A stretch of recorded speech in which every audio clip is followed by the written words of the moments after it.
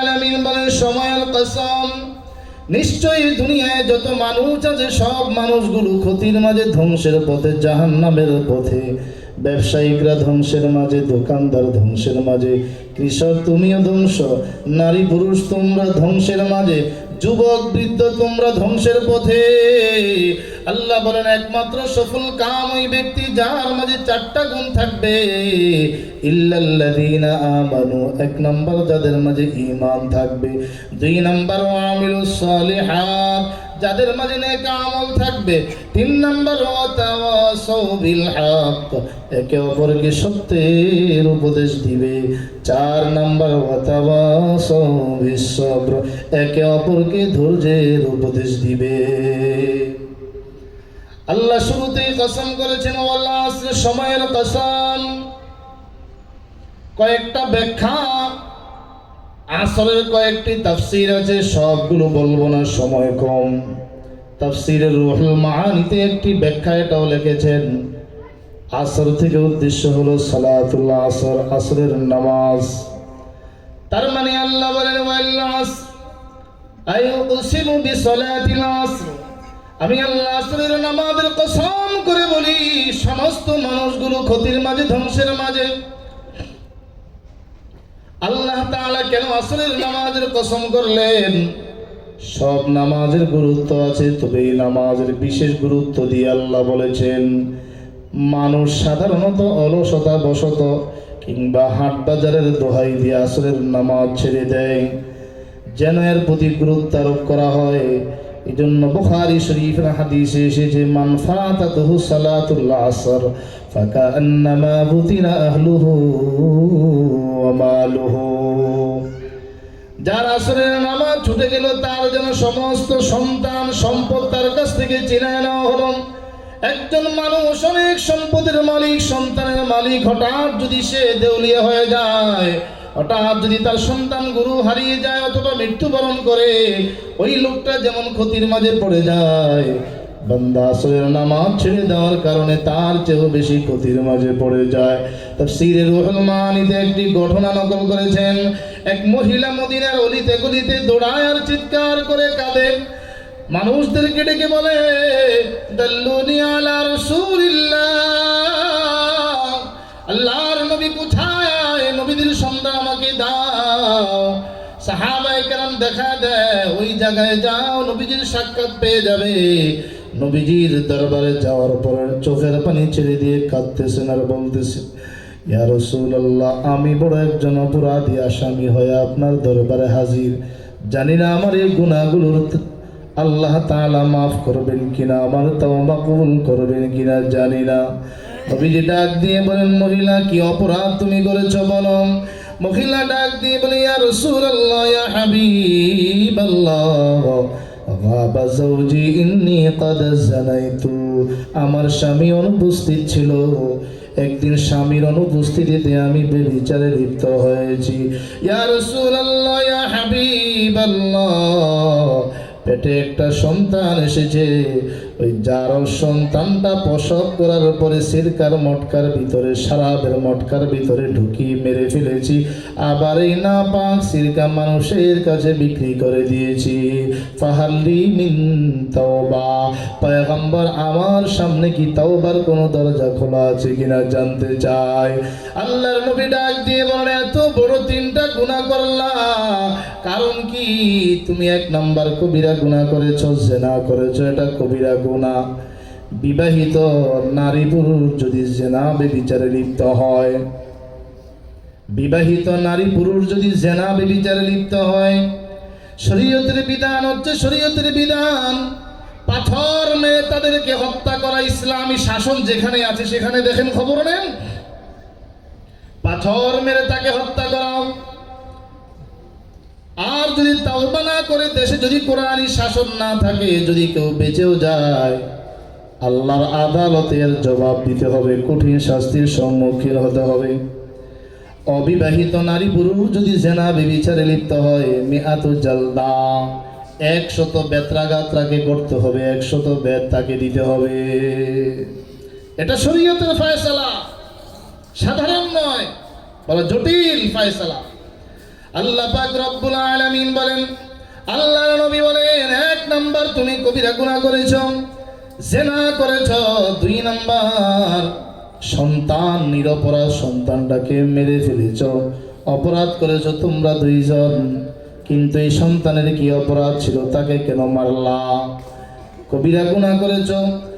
মাইয়াকুতুল মুমিনাম মুতাআম্মিদান ফাজাযাউহু জাহান্নাম, ইচ্ছাকৃতভাবে যদি কোনো মুমিনকে কেউ যদি হত্যা করে, ফাজাযাউহু জাহান্নাম, আল্লাহ পাক রব্বুল আলামিন বলেন তার ঠিকানা হচ্ছে জাহান্নাম। 3 নাম্বার তুমি কবিরা গুনাহ করেছো, নাপাক শিরক মানুষকে ধোঁকা দিয়ে বিক্রি করেছো। আল্লাহর নবী বলেন, এত বড় 3টা গুনাহ করলাম, কারণ আমার তো মনে হয় ফাকা আন্নাকি তারতি সালাতাল আসর, মনে হয় তুমি আসরের নামাজ ছেড়ে দিয়েছ। আল্লাহু আকবার বলেন, আরো জোরে আল্লাহু আকবার। আল্লাহর নবী তার চিকিৎসা দিলেন, রোগ ধরে ফেললেন। আসরের নামাজে তোমার যথেষ্ট অবহেলার জন্য তুমি গুনাহের মাঝে লিপ্ত হয়েছো, কবিরা গুনাহের মাঝে লিপ্ত হয়েছো। আল্লাহু আকবার। বুঝাইতে চাইলেন যে আসরের নামাজের অনেক গুরুত্ব। এই জন্য আল্লাহ পাক রব্বুল আলামিন আসরের নামাজের কসম করে বলেন, ইন্নাল ইনসানা লাফি খুসর, নিশ্চয়ই সমস্ত মানুষগুলো ক্ষতির মাঝে, ধ্বংসের মাঝে। একমাত্র যাদের মাঝে 4টা গুণ থাকবে তারা সফল কাম। 1 নাম্বার ইল্লাল্লাযীনা আমানু, যারা ঈমান এনেছে, যারা পড়ে নিয়েছে লা ইলাহা ইল্লাল্লাহু মুহাম্মাদুর রাসূলুল্লাহ সাল্লাল্লাহু আলাইহি ওয়াসাল্লাম। আল্লাহ ছাড়া কোনো মাবুদ নাই, মাবুদ একমাত্র কে? আল্লাহ। মালিককে একটু ডাক দিয়ে বলেন, মাবুদ কে? আর আওয়াজ করে পড়েন, আসমানের মালিক কে? জমিনের মালিক কে? আমাদের সৃষ্টিকর্তা কে? আমাদের রিজিকের মালিক কে? আল্লাহু আকবার।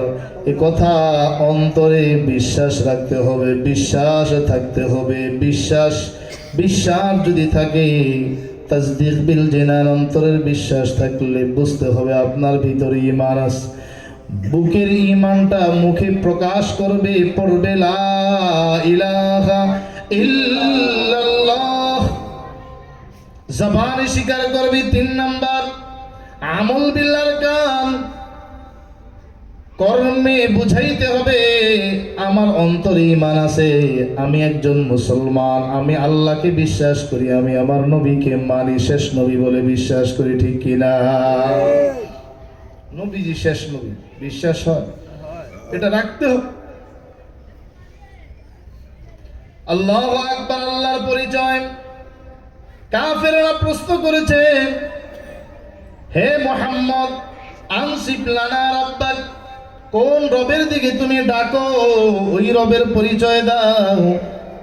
আল্লাহ তাআলা নবীর প্রশ্নের জবাব সহজ করে দেওয়ার জন্য, কাফিরদের প্রশ্নের উত্তর দেওয়ার জন্য সূরাতুল ইখলাস নাজিল করেছেন।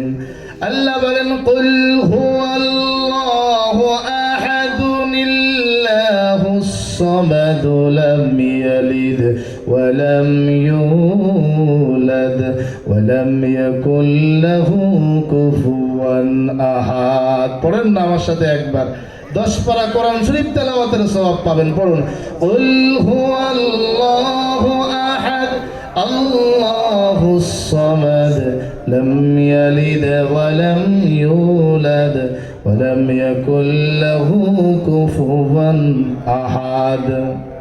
বাবার কবরের পাশে দাঁড়ান, সূরা ইখলাসটা পড়েন, 10 পারা কোরআন তেলাওয়াতের সওয়াব পাবেন। আরো একবার পড়েন, 20 পারা কোরআন তেলাওয়াতের সওয়াব পাবেন।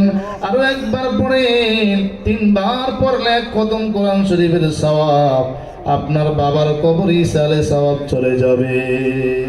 হুজুরের দাওয়াত দিতে হবে না, জিয়ারত করাইবেন, হাদিয়া দিবেন না।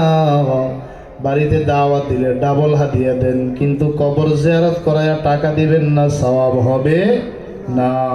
মাদ্রাসার ছাত্রদেরকে দাওয়াত দিয়া বাসায় নিয়ে কোরআন খতম করাইবেন, টাকা দিবেন, কবুল হবে না।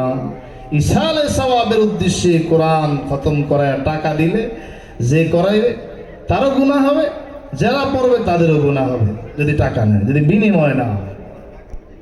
কারণ এটা আমাদের দায়িত্ব মুমিনের জন্য, আমরা কোরআন পড়ব, কোনো টাকা পয়সা বিনিময় এখানে চলবে না। আপনি যদি দিতে হয় অন্য সময় দেন, এই কথা ঠিক না বেঠিক? তা আল্লাহর পরিচয় দিচ্ছেন, এক নাম্বার পরিচয় আল্লাহু আহাদ। আল্লাহর পরিচয়, আল্লাহ বলেন আমার এক নাম্বার পরিচয় হলো আমি আহাদ, আমি এক। কথা ঠিক না বেঠিক? আওয়াজ দিয়ে বলেন ঠিক না বেঠিক? আল্লাহ কয়জন? আওয়াজ দিয়ে বলেন আল্লাহ কয়জন? আলহামদু লিমান কদ্দারা খাইরাও ওয়া খাবালা,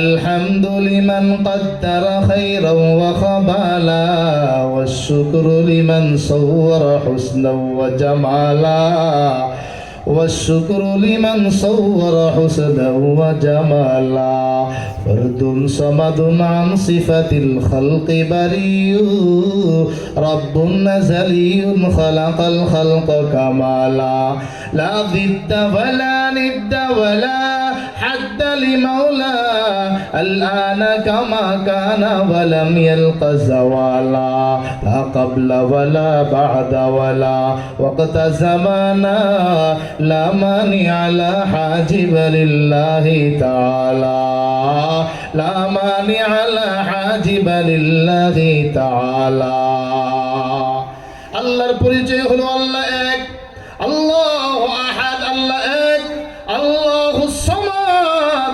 আল্লাহ তাআলা বেনিয়াজ, কোনো মাখলুকের মুহতাজ না। সমস্ত মাখলুকগুলো কার মুহতাজ? বলেন না কার মুহতাজ? আমরা সুখে দুঃখে সর্ব অবস্থায় কার মুহতাজ? আল্লাহর মুখাপেক্ষী। ব্যবসা বাণিজ্যের ক্ষেত্রেও আল্লাহর মুখাপেক্ষী। সন্তান লালন পালনের ব্যাপারে আল্লাহর মুখাপেক্ষী। জীবন পরিচালনার ক্ষেত্রে আল্লাহর মুখাপেক্ষী। আল্লাহকে বন্ধুরূপে বানাইতে হবে, আল্লাহর সাথে সম্পর্ক কায়েম করতে হবে, আল্লাহর উপরে ভরসা রাখতে হবে, কোনো মাখলুকের উপরে নয়, কোনো ডোনারের উপরে নয়। আত্মীয় স্বজনদের মাঝে অমুকে খুব ধনী, সে আমাকে টাকা দেয়, ওর দিকে তাকাবেন না, আল্লাহকে ডাকেন। এমন ব্যক্তির মাধ্যমে আল্লাহ রিজিকের ব্যবস্থা করবেন, আপনি টেরও পাবেন না। শেখ সাদি রহমতুল্লাহ আলাইহি ঘটনা লিখেছেন, এক বলি বুজুর্গ জঙ্গলে ঘুরতে গিয়েছে, ঘুরতে ঘুরতে দেখে একটা কুকুর, তার দুইটা হাত নাই, দুইটা পা নাই, কিন্তু তার দেহটা খুবই মোটা তাজা হৃষ্টপুষ্ট। তার মাথায় প্রশ্ন জাগলো, হাত নাই পাও নাই, খায় কোত্থেকে? একটু দূর থেকে নজর করে তাকায় দেখে কিছুক্ষণ পরে বাঘ একটা হরিণ শিকার করে আসলো, এনে তার সামনে কাছাকাছি একটা জায়গায় রেখে রক্তগুলো চুষে খেয়ে ফেললো। তারপরে বাঘ চলে গেল, কুকুরটা গড়ায় গড়ায় আসছে, আল্লাহু আকবার, গড়ায় গড়ায় আসছে, আইসা হরিণের গোশতগুলো খায়, আবার কুকুর তার আপন জায়গায় চলে যায়। ওই বলি বুজুর্গ এবার মসজিদে ঢুইকা আল্লাহকে ডাকতে শুরু করলেন, আল্লাহ যদি কুকুরকে খাওয়াইতে পারেন আমাকে কেন পারবে না? আমাকেও আল্লাহ খাওয়াবেন, কাজকর্মের দরকার নাই, আল্লাহকে ডাকবো। এক সপ্তাহ পর্যন্ত ডাকলো, কোনো দিক থেকে খাবার আসে না। আল্লাহর পক্ষ থেকে গায়েবী আওয়াজ, এ আমার বান্দা, আমি কুকুরকে খাওয়াইলাম, তার তো দুটা হাত দেই নাই, পাও দেই নাই, তোমাকে তো আমি দিয়েছি, দুটা হাত দিয়েছি, দুটা পা দিয়েছি, তুমি তোমার হাত পা গুলো একটু কাজে লাগাও, একটু চেষ্টা করো, মেহনত করো, আমি আল্লাহ তোমার রিজিকের ব্যবস্থা করে দিব। সুবহানাল্লাহ।